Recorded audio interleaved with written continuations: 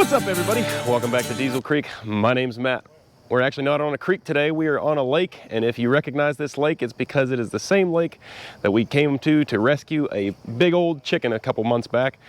A Bantam C350 crawler crane we found abandoned in the woods, and today they have cleaned up around it for us. A man on the dozer made us a super highway through here, and now we can actually see this crane and get to it and do some work on it, and hopefully, fingers crossed, we're going to walk this thing out of here today under its own power. So if you guys haven't seen the last episode on this machine, there's a link to it down in the description. You got to check that out so you know where we're working, what we're working with, and where we're at. Basically, where we left off was the clutch that runs the boom right down there is stuck engaged. And this thing, as soon as you get the engine running and engage the master clutch, the boom just wants to go skyward. So that's going to be a problem. So we got to get that clutch freed up before we do anything, and then after we get that problem solved, I'm sure there's going to be 20 more pop-ups. We're just going to have to squash those as they come. Let's get into it. So it was very fortuitous when today's video sponsor reached out to me. Now, it was fortuitous not because I needed a new dragline, but because I was actually looking for a new deodorant. Now, like I'm sure a lot of you guys, I was just using the stuff that my dad used and probably his dad before him, and I was actually starting to have some problems with it. So when Native reached out and asked if I'd like to try some of their stuff, I said, heck yeah, let's go. I have to say that after about a month of using this deodorant day in and day out, I am very impressed. It's not your typical type of deodorant. It goes on nice and smooth, it dries quickly, and doesn't clump up under your arm. Native is aluminum and paraben free and is also made with familiar and simple ingredients that you know, such as shea butter and coconut oils. So the three Native scents that I've been using are sea salt and cedar, which of course reminds me of a good day at the beach, eucalyptus and mint, which is really super refreshing, and it's kind of like a new car smell for under your arms. And finally, warm cider and cinnamon, which is from Native's Cabin collection, which they have released for the fall season. That one gives me flashbacks of hay rides and carving pumpkins as a kid. Native also offers their products in a plastic-free packaging as well, so if you're even the least bit concerned about this big spinning ball that we all live on, which you should be, you can get all their deodorants in 100% plastic-free packaging. Native isn't just deodorant, they also offer body washes and toothpaste as well. So if you think you can do better with your deodorant and you'd like to give Native a try, go ahead and use my coupon code DieselCreek along with the link down in the description, and that'll save you 33% off your first Native deodorant pack. That's normally $39, you'll be getting it for $26. Once again, thanks to Native for sponsoring today's video and helping get this wayward rooster home. Anyways, let's get back to the video. I smell good. Get this undercarriage good and lubed up here while we're working. All right, so we're working with the boom controls, as I said, so there is the potential that if we do something wrong, because we don't know what we're doing, which we don't, the boom could fall. So we're gonna put a safety line on this thing and tie it off to the machine so that the boom cannot fall. Because that wrecks booms. I've seen it happen.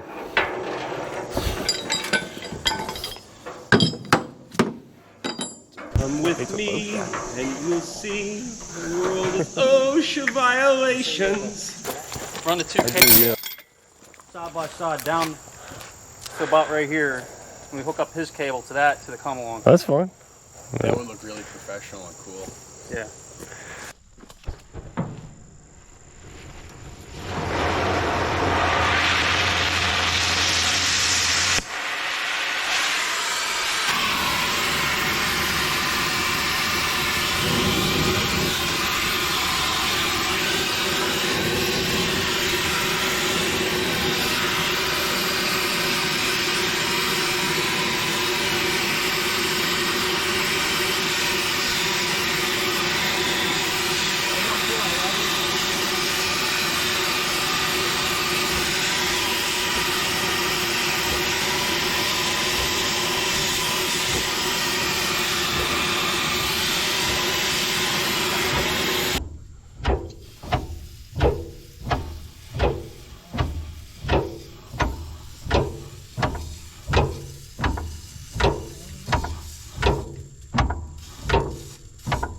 I hitting it on the shaft? Yeah. I can't.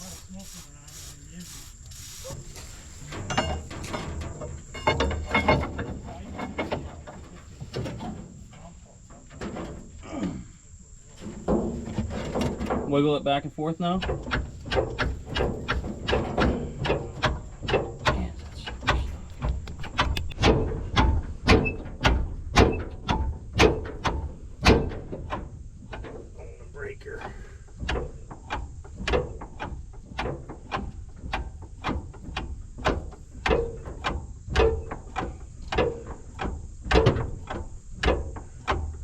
Still got 1,500 on there.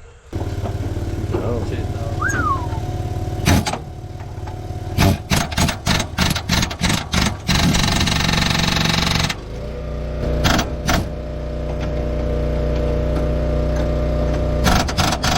There, I'll hold it front so I don't think bounce or I'm afraid to just go wallop it on this lip and break that lip off. Yeah.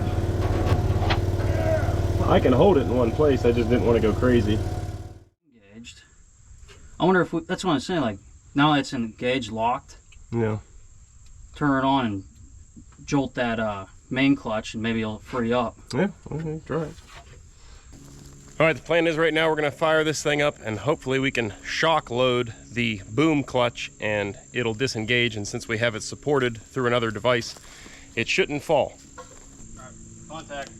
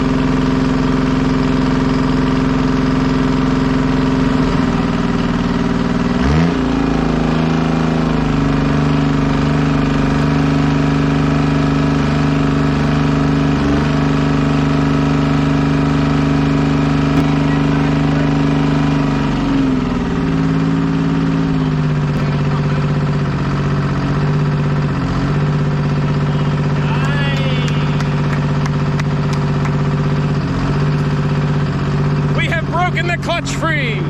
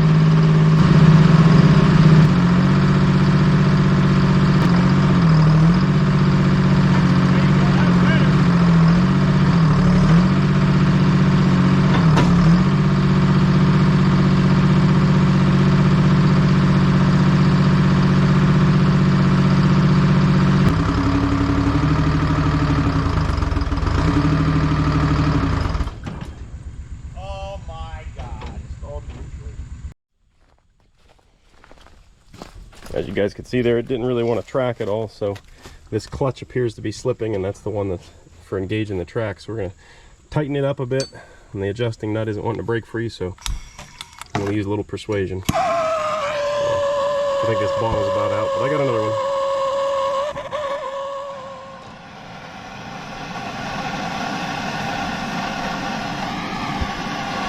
What was it that was banging? Whenever it fight, it'll slap. Brake band. Interesting. Well, it's good. It's not a sheared tooth in a gearbox somewhere. Easy now. We haven't made it through the forest yet. All right, so after some adjusting here, I think we've got the clutches in a much better position to grab better, and hopefully this thing's gonna walk right up out of here. As you can tell, she's sunk into the ground a bit, but I have faith. Old stuff doesn't die. All right, give her one.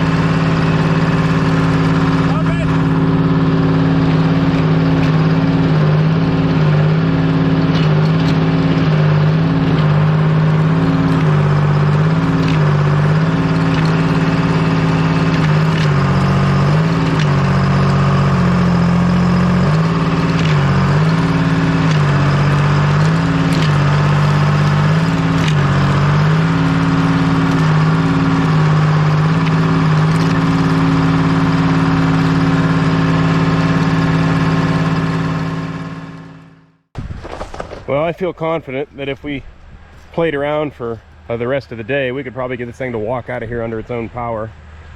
But we have a lowboy coming and a schedule to keep, so in the interest of saving time, got a dozer coming here, and we're gonna give this thing a little helping nudge out of where it's sitting.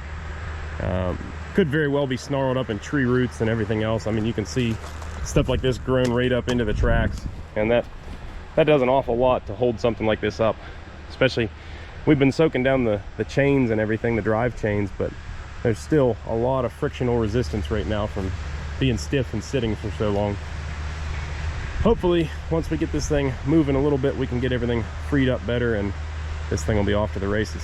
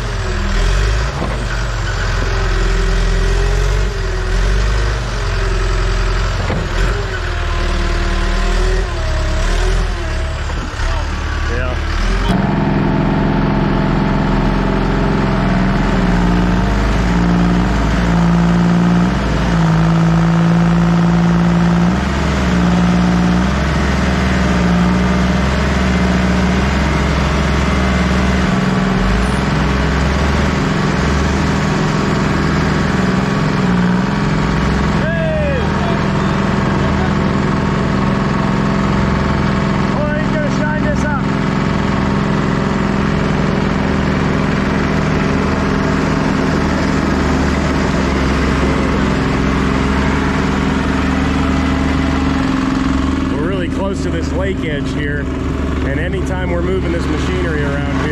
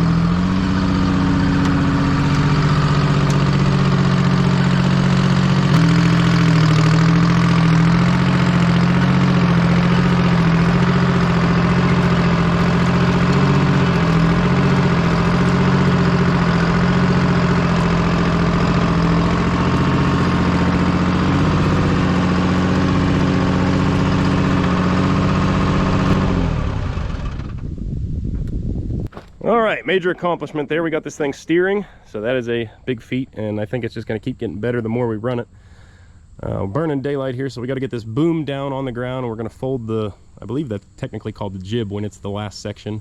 We're going to get that thing folded up and under and suspend the bucket off of everything here, and then try to snake our way through the little woods path here, which I'm sure that's going to be a good time. So we're going to have to cut the cable, unfortunately, because we still haven't got that slider freed up on the boom hoist shaft. And we're going to have to use the come-along and let this thing down using the come-along. Okay.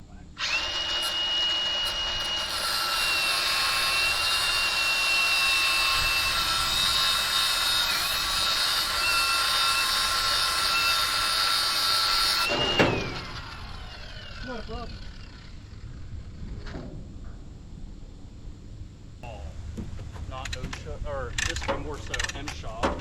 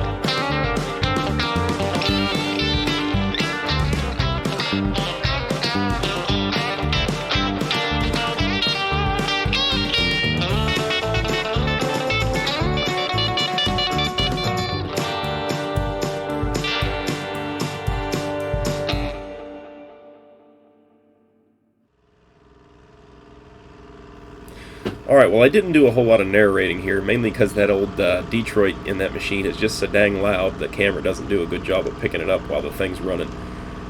But finally, after we have the boom broken down, the bucket strapped up, the fuel topped off, and all the linkages and the steering and everything finally working, we're able to start our 3/4 of a mile long trek, and that's a guesstimation anyways, but we needed to start where the machine was, here, and end all the way over here.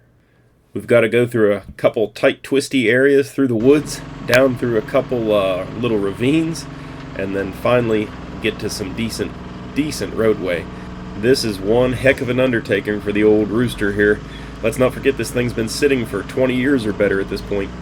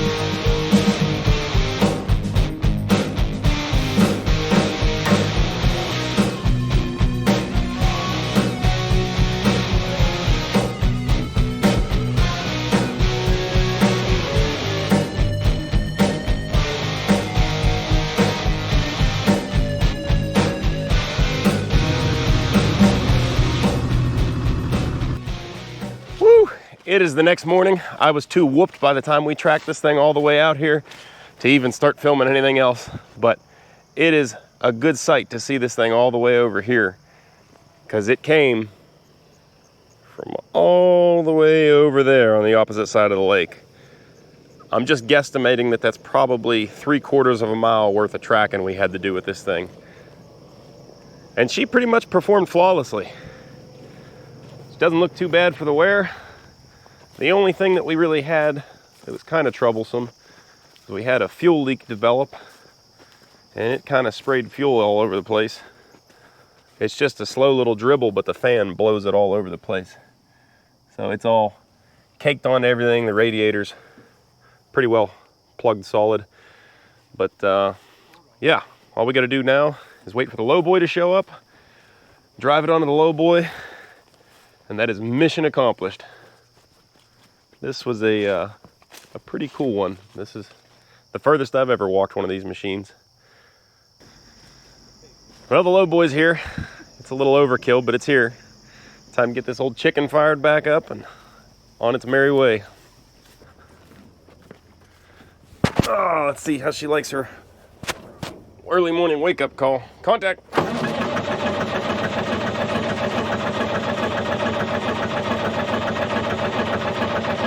She might still like the ether to start. Oh no, it's gonna go. Just gotta give it some more throttle.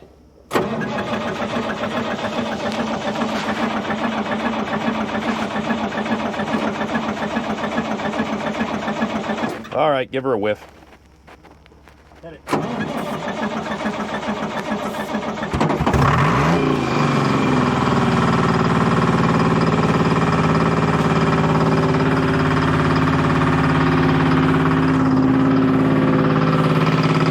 Let's get this thing loaded up.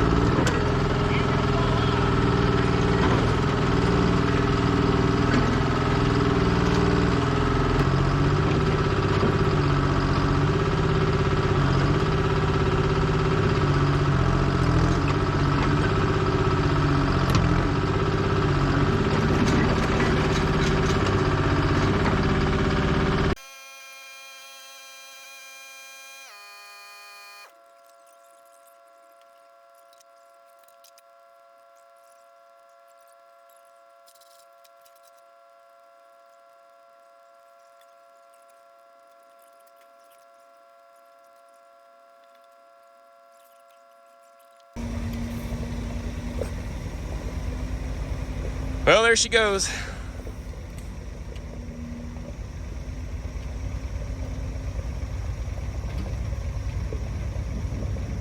See you guys in 5 hours.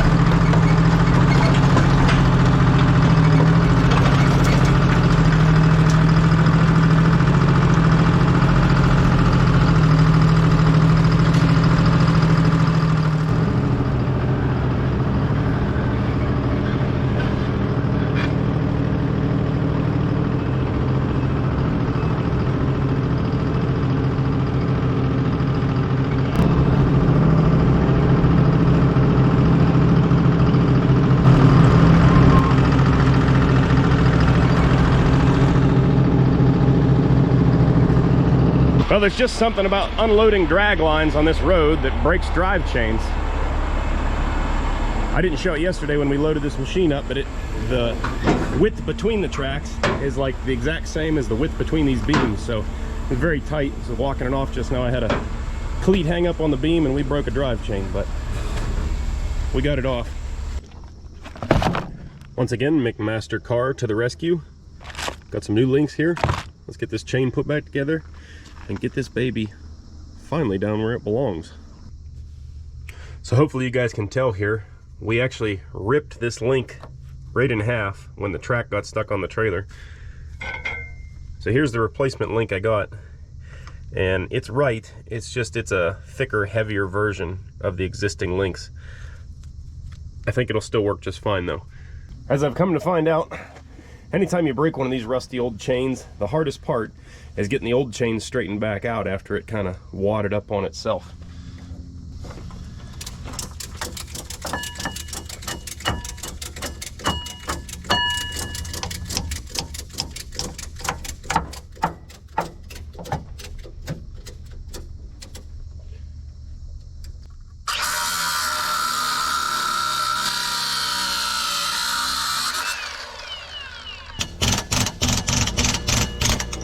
Hey, there we go.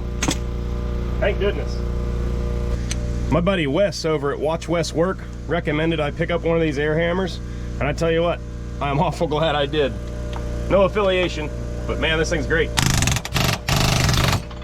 Yeah, see how that thing flew out of there?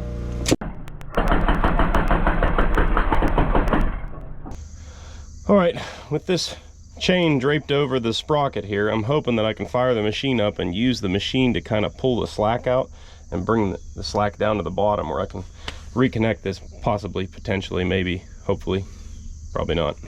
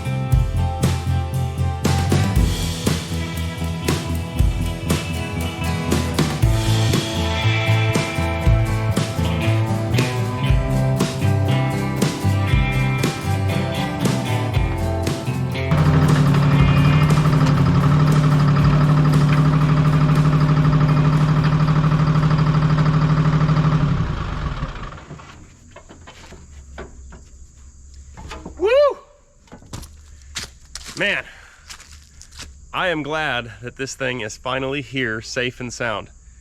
It might not have looked like it, but I was pretty stressed out over this whole thing. That is the furthest that I have ever seen a crawler crane walk on its own. We guesstimate that from where this thing was parked on the backside of the lake to where we had the lowboy pick it up at was roughly 3/4 of a mile. That's asking an awful lot of a machine that's probably been sitting for over 20 years and hasn't moved an inch, let alone a mile. Aside from the broken drive chain link, which was 100% my fault really, because the track got hung up on the lowboy and I just didn't see it, the thing performed admirably. There's really no major flaws that I ran into. There's definitely some things that need freed up better and adjusted better, like the brakes for steering, but overall it works. It does do what it's supposed to do. The only thing that we have to fix on this thing before I can put it back together and use it is that slider on the boom clutch. That being said, this seems like a good place to end this video. It's big, it's rusty, it's orange, and it's here on the farm, so now I can actually work on this thing. It's not 5.5 hours away like it was. So in the next video we do on this machine, we're going to be tearing into that drive clutch, getting that slider freed up and the clutch working again, at which point in time I'll probably put all new cables on this thing and go through it, do some other odds and ends, and get this thing ready to start digging again. So that being said, hopefully by the end of the next video we're going to be slinging dirt with the old big chicken here. Of course, before I sign off here, I have to give a big thanks to Mr. Dean, who gifted me this machine just for getting it off of his property. So big thanks to Mr. Dean. Everybody drop a comment down below and thank him for another cool machine to the collection and some more content for you guys. We saved another one from the scrapyard, and that's my goal. I also want to take the time to thank my buddy Mario from the excavation company that did all the clearing around the big rooster here and got us a roadway blazed through the woods there so we could actually get this thing out of there. Without him, there was no way we were getting this thing out to the road where a lowboy could snatch it up. That's all I got for today, guys. If you liked the video, do me a big favor. Hit that thumbs up button down below. It really helps me know that I'm doing a good job making the videos that you guys want to see, and it helps me to keep doing what I'm doing here. Also, if you'd like to help support the channel and do it in style, head on over to dieselcreek.com. The link is down in the description. Pick yourself up a hat or a t-shirt or some stickers, and you'll be looking good and helping support the channel in the process. Also, it should go without saying, if you're not subscribed, make sure you hit that subscribe button so you can see the future of the big chicken here as well as all the other projects on the channel. But that's all for today. Thanks for watching. I'll see you on the next one. Later.